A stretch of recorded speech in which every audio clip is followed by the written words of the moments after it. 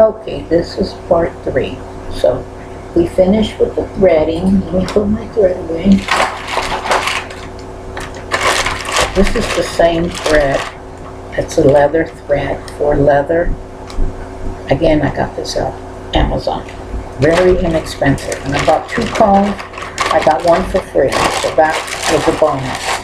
And I already priced it on how much it was on other sites. So I'm placing all my little things away. My measuring, I don't need that. You will need some kind of clip, and I'll show you the reason why I say that. So we're going to go and play with some beads. That's what I call it. Play with beads. And another thing, your needle should match the size of your bead. Because if you have a needle that's too wide, your bead is not going to go in there. So let's test this. They gave me these beads. So I'm going to test if I can pick it up. And then I test it to see if it's going to go through. And it goes through perfectly. So that's a super plus. So I have my little baby spoon. I grew up with a silver spoon. And I'm going to get my beads. I'm going to set them on my I think you can see it, but I'm setting them on this velvet right here. And I want it close to me as well. I don't want it far, far away from me. So I'm going to add all these beautiful colored beads to make a little bracelet. These are all tiny, tiny little. These are 11-ohs. If you didn't know, now you know. It's 11-ohs. But they're beautiful 11-ohs. I love the colors. Oh, I have some of my other beads in here mixed. I can't have that in there. It's so funny because when I started beading, I said, oh, this is not going to be enough for my bead. And sure enough, it was more than enough. Some of these beads that got mixed up with my other beads. I got some other beads mixed up. I don't know how I did that. Okay, that looks good. And I'm going to get them all because I don't want to keep going back and forth and picking them up, getting back into my little container here and go back and forth, back and forth. I like just pulling them all out at once, whatever I'm going to use.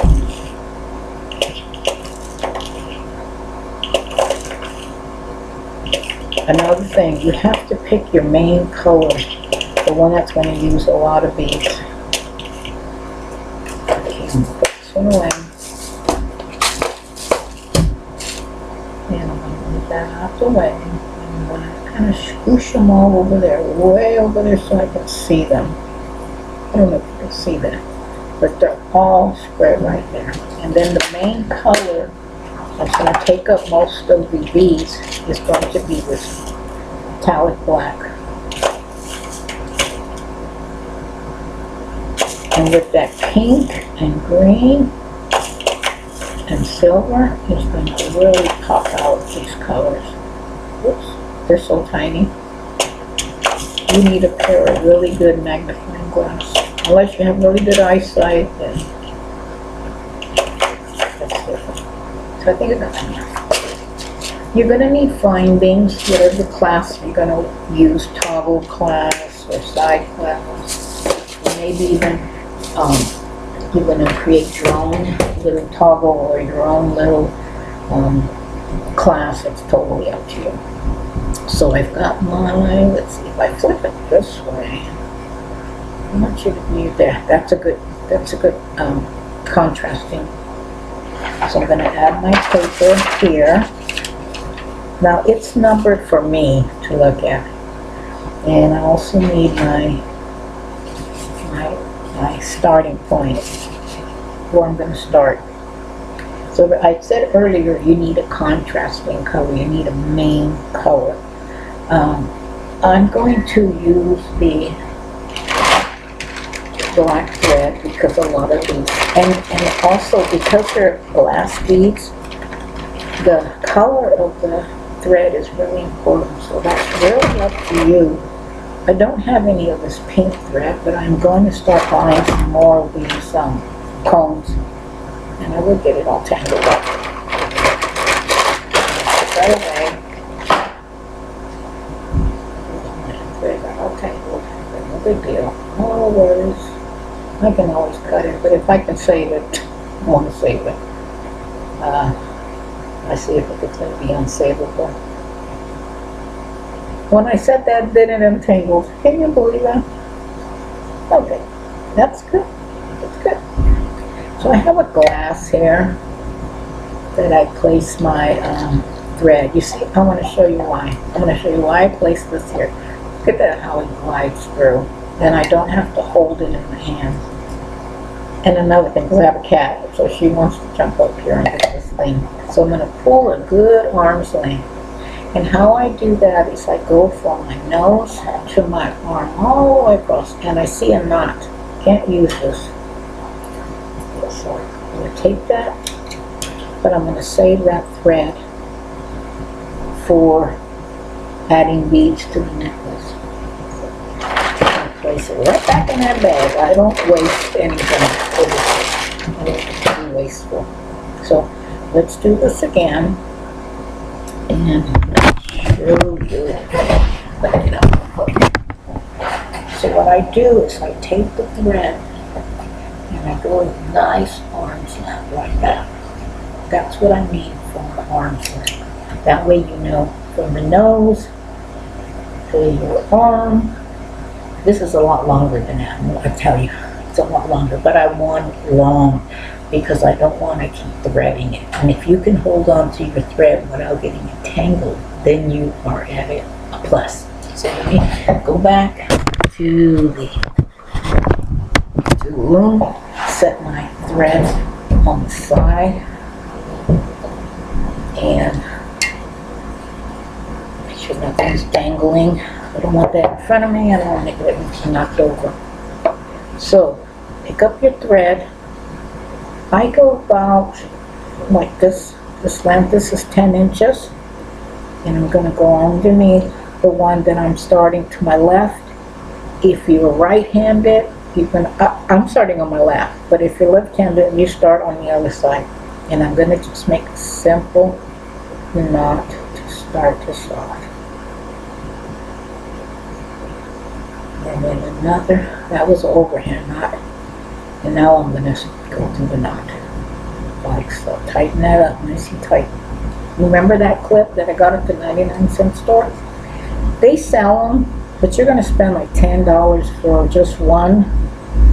Go to the 99-cent store and they'll give you 12 for about 99 cents. And I add it to the clip like that. And it's super tight. And then I set this to my side right here. And the reason why, because it keeps a nice hold on my thread. So now, let's go to the other side, because we're going to start picking up the needle. And you see why, when you put this is going to get weaved into the project. So I have my beginning thread, and I'm going to thread this teeny tiny itty bitty little needle. The head of the needle is really tiny. So I have here, I don't know if you can see it, I have a magnifying glass that I use to thread that up because it's so tiny. I can't see it. But it's just wide enough for, oops, I dropped it. Where are you at? It's just wide enough for my needle. Again, I got this needle from Handy Hands. I used to do a lot of tatting. Create my own dollies and colors and all that, but I don't do that anymore. Very time consuming. Let me turn on the lights. You can see what I'm doing. You need really good lighting. I'm in my living room, dining room. It's my living room, dining room, and kitchen. One big old giant floor plan. There, let's see how that works. Easy peasy, right? Okay, I'm gonna move my lamp out of the way, and I'm gonna look at my pattern. See the threads on top of the warp. You want to take your needle, and now you want to go under the warp. Okay, so we're under, and the first ones are going to be picked up. So where did I go? Okay, here it is. So we need to pick up. We have to pick up 13 beads. So I'm going to pick up 1, 2, 3, 4, 5, 6 of the charcoal black, or metallic black, or black. So I'm going to pick up 6 of those. 1, 2, 3, 4, 5, 6. We've got 6 of the beads now. And then we need to pick up 1 for the middle. But because these are hidden in the class, I'm not going to pick up a middle color. I'm just going to pick up another, I'm going to pick up 13 beads. So that's 6, 7,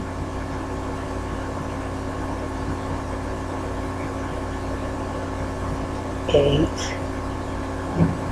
9, 10, 11, 12, 13. So believe me, I have 13 threads here. Now, because I'm showing you on the video, I have a really big warp. I have them separated. But I'm showing you so you can see it, and then later on I'm going to start moving all these threads before I start making the actual bracelet in. So I skipped every other thread, but I'm just showing you this for demo. So now I have my beads on my thread. I like to turn my needle around like this, and I'm going to go under the thread, not tangle anything up, and I'm going to start setting my beads in every slot. And I need my magnifying glass for this because I can't see very well.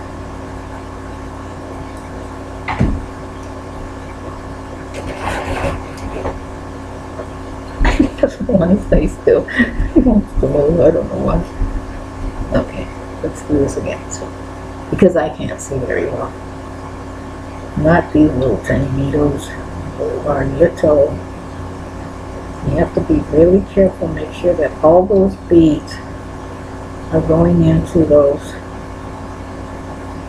columns, the inside of the 13 columns. That should be a book. It's a good title.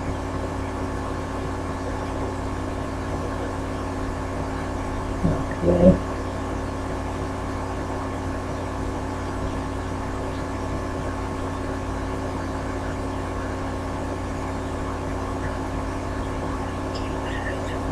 I pick up 13 beads.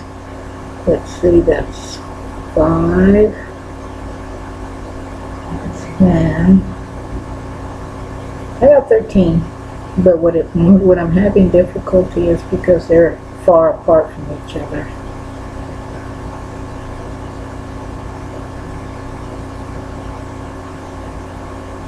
But what I'm going to do is just hold it like this and go across, and I'll show you what I'm going to do. I'm just going to go ahead and thread each individual column. This way I know I have it. And then I'm going to move all the threads one by one over. Because these are tiny beads. I was going to use the 3 millimeters, but I have all these little tiny 11-ohs that I need to start using. But you can see this can be done if you do it like this too. If you know, like I did, I started off moving these columns one past every other one. Okay, we got one more to go. And then slide that through like that. And we have our first row. But as you can see, it's crunching up. So here is where I'm going to get my crochet hook again. And now I'm going to, oh, I got to loosen up this one. So loosen up your, because you tightened it up, remember. So we're going to loosen that up just a little bit, not too much.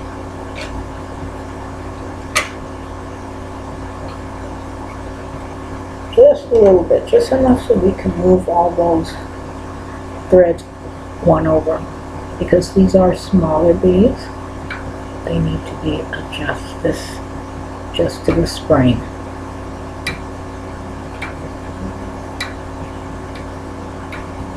But I wanted to show you how I add beads. But now that I've got the beads on, I can start adjusting the, let me concentrate here for a second. Start adjusting the beads, because it is too small and you're going to struggle if you do it the way I showed you. But I wanted to show you how to thread it.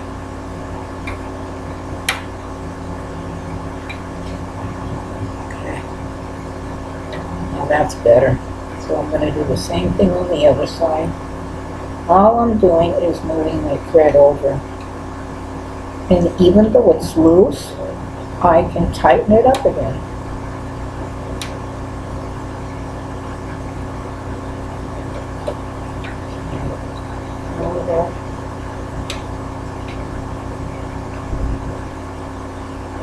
And I've done a lot of weaving. I have a floor loom, so I know how to use a weaving loom, and I know how to warp on a warping board.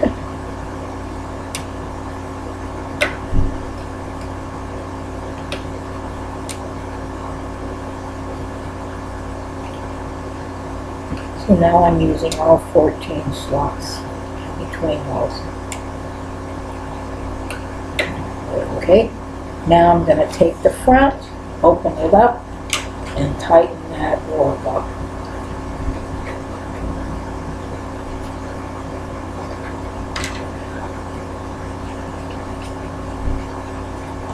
Like that, tighten that up. Go into the front, tighten that up.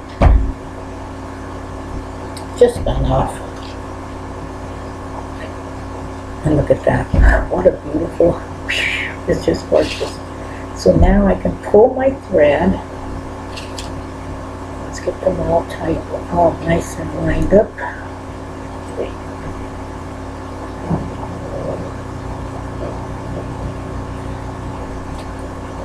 And see how those beads fit in there? Let me turn this like that so you can see them.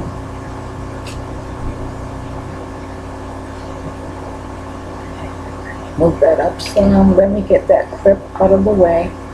I'm going to set it over the wing, the butterfly nut, so it's not in my way. Now you can start, here's another thing you need to know. Where do you want your beads to start? Where do you want to start? Do you want to reach way over there, or do you want to start up here where you can see it? I was going to start up there, but I'm going to move these down before I start really adding a lot of beads. I want to start from the bottom up. So I'm moving my beads towards me. And again, depending on how long you want this, that's totally up to you. You can make it really long if you want. Tightening it up. And I'm already, I did my first row. Make sure that's tight. And then I'm going to take my pin, and now I'll add a little bit over there. And that's how you start. It's exciting. Look at that tension. That tension you can't get on the jewel loom.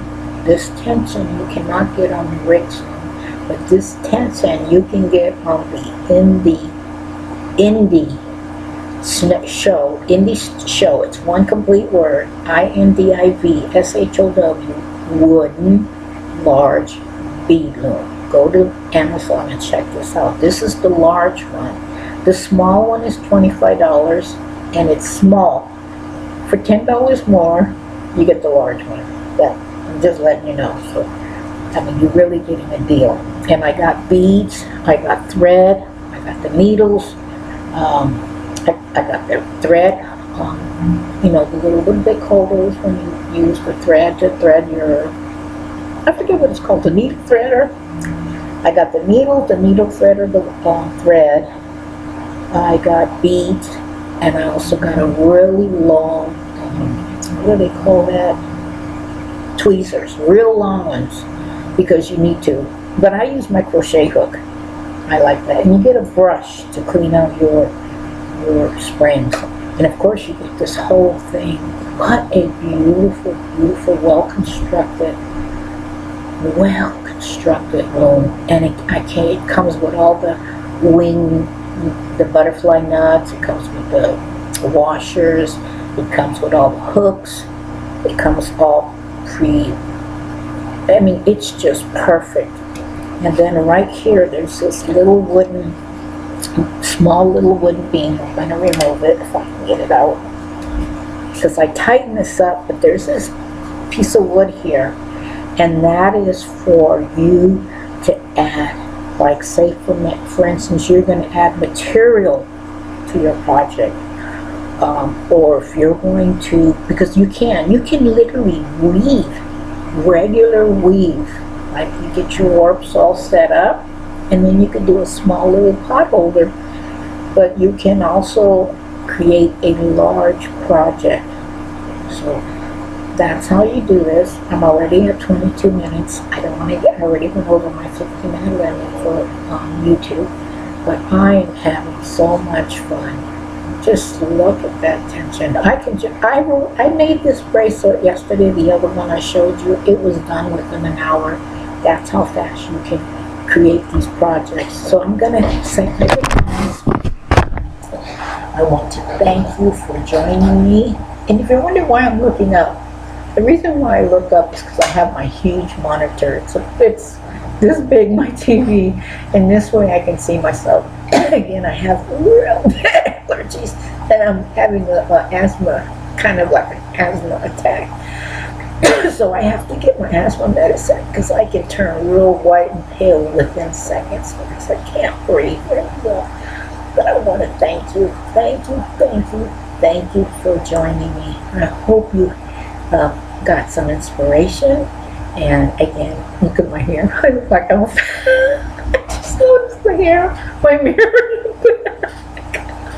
Well, anyway, I trimmed my hair off yesterday, the day before yesterday, because I noticed that I was starting to look like, if you ever seen the Three Stooges, I was starting to look like Mo. My hair was over my ears and it was poofy like that.